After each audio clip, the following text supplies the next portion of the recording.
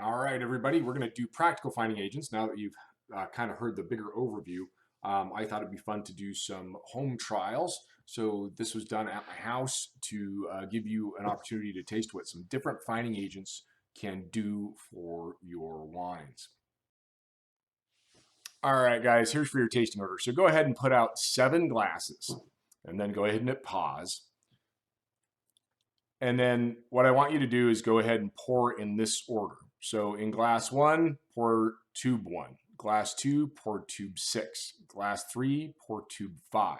Glass 4, pour tube 3. Glass 5, tube 7. Glass 6, tube 2. Glass 7, tube 4. So go ahead and line those up. The reason I did it this way was not because I wanted to. It was just because we didn't have the finding agent numbers yet, so I was kind of guessing, and so I think we'd be better to taste them in the order that they worked out in terms of how much they stripped. So we'll be tasting in order from the control, and then glass 1 will be the PVPP, glass 2 will be casein, glass 2 will be PVPP, glass 3 will be casein, glass 4 will be isinglass, glass 5 carbon, glass 6 gelatin, glass 7 albumin. So just set that up first, make sure it's lined up, and then pour them in, and I think that'll make your life a little bit easier. So I want to talk about the agents that we're using, where I got them, and where you can get them too. So the PVPP, the polyvinyl polypyrrolidone, is also known as Divergent F, and you can get that from Beverage Supply Group. And that was at a great rate of 0.25 grams per liter. Casein is polycacel from Scott Labs, and I did that at 0.5 grams per liter. The isinglass is Crystalline Plus from Scott Labs at 0.5 grams a liter. The reason it's called Crystalline Plus is it's usually used for white wine finding for clarification, but in this case, we just used it for red to see if it would soften up the edges. The carbon, we did the black PF from Renardis at 0.1 grams per liter because it's such a potent finding agent. Usually our carbon finding, just when we add it at the same rate as everything else, it just strips the wine, so we did a little lighter rate. The gelatin, we did the Gelcal Supra from Lafort at 0.5 grams per liter. And the egg albumin, or just lucerne egg whites from Safeway at 0.5 grams per liter. But note that when we do that, we do just add a pinch of sodium chloride or salt to the eggs before finding and mix that up. You can also use potassium chloride if you want to keep the sodium level out. And that helps to break down those proteins so that they can become accessible for the finding. Okay, so let's go ahead and go through this real quick, and then I recommend we kind of come back and do a little bit of tasting on these. So I want to just do a quick go through on them, and then you can come back and try them again at your leisure. So we can take a look at these and notice that the catechin content, or the small phenolics, are very heavily impacted by all of these finding agents. PVPP is a particularly good one at removing them. That's why I use them a lot in white wines. You can also see casein and isinglass did a pretty good job, and then carbon also was pretty aggressive, even though it was added at a much smaller rate. But definitely a reduction in overall seediness of the wine from the control. Then we look at total tannin, and for whatever reason, when we added the PVPP, it didn't do anything to tannin. The tannin seems to have actually gone up slightly. We see that occasionally in finding agents where it just moves things around, so it takes one thing off and lets more tannin show up. But pretty much a net neutral. I would say that's almost a sampling difference.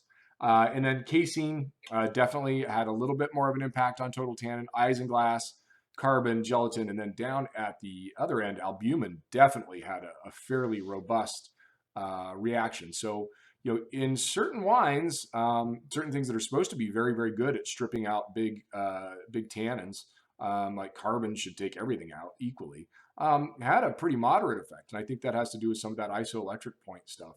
But you can definitely see that the albumin was a very effective finding agent in Cabernet for reducing the total amount of tannin. Now, this is one I can't quite make hide nor hair of, but we seem to have more polymeric anthocyanins in the PVP trial. And I don't know whether, again, this is a sampling error or just the fact that the control was bottled right away and the rest of these sat with a little bit of headspace for about a week while the finding agents did their thing and we got some more polymerization. I'm not quite sure, but in any case, very, very little effect on the polymeric anthocyanins across the board.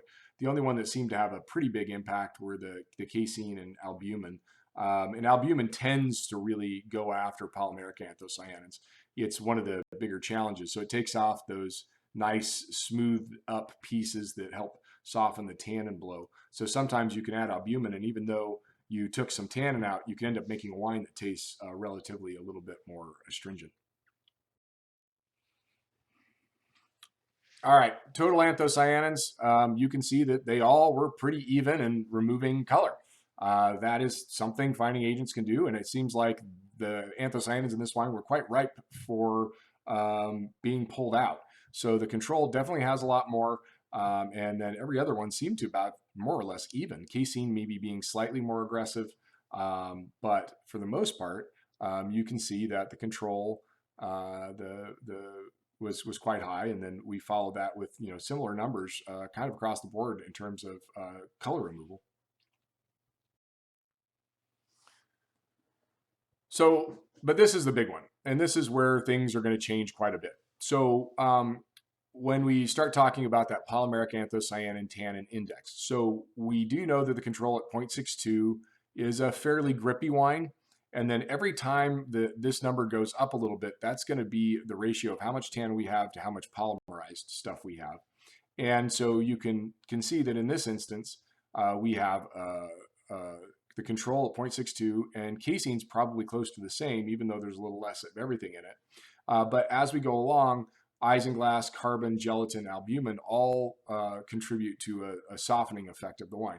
Now, is this beneficial? Because this is only showing a few of the tannin species that we're looking at. So there's probably a bunch of other things that are being taken out.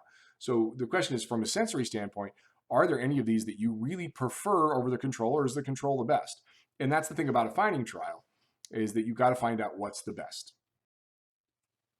And then, of course, the catechin tannin index, that notion of seediness or small, really kind of tight, tiny phenolics, or that sandiness or sandpaperness, is definitely reduced across the board by all of the finding agents, whereas the control definitely has a little bit more. The last little piece I want to put out here is there are consequences to finding. And I think this is really important to look at and start to process. These are gallon jugs, and every finding agent is a little bit different in how much lees it produces. So if you were to find any of these wines, the PVPP, take a look at that. There's almost no lees. PVPP is nylon. It's heavy. It precipitates really well. Whereas casein and isinglass and gelatin, especially albumin, look at all that floating muck on the bottom. It's pretty amazing how much stuff just sort of continues to float there. The carbon wasn't really worth showing because you can't see it. So big differences in these lees that show up in the bottom of the tank. So if you were to egg white find this, we decide we like it the best, we probably would lose close to 20% of the wine due to lees. And that's a consequence of finding. So, maybe it does improve a sensory characteristic, but does it improve enough to justify you finding it and that rate of loss? Or there's some other things that you might be able to do that are additives that could have a similar effect on the wine. And we'll talk about that in the next coming weeks. So finally, the reality is every finding agent works differently in any given wine. I mean, carbon should have been even more aggressive than it was, but it just didn't happen to be in this wine. The albumin seemed to have been very aggressive, whereas sometimes it's not. And gelatin kind of took a step back. It wasn't really particularly potent compared to the albumin. So this is why trials are important. This is a fairly high pH wine, around pH 394, I believe. And so, the isoelectric point of all of these finding agents and the tannins are going to be very different. So you really have to trial. But the question is, do any of these improve the taste of the wine? And I want to hear from you guys on that. Hopefully in our master class or something along those lines, or in the next week talking to wine ops about how these improve the wine, or do they not? And then next week, we're going to do some oxygen management. And then maybe if we get a chance to get together and talk about some of the other things that we can do that are a little bit more dark magic-y to help soften up and round out some phenolics. We'll talk about that. So take care, stay safe, stay healthy, and that's the end of practical finding.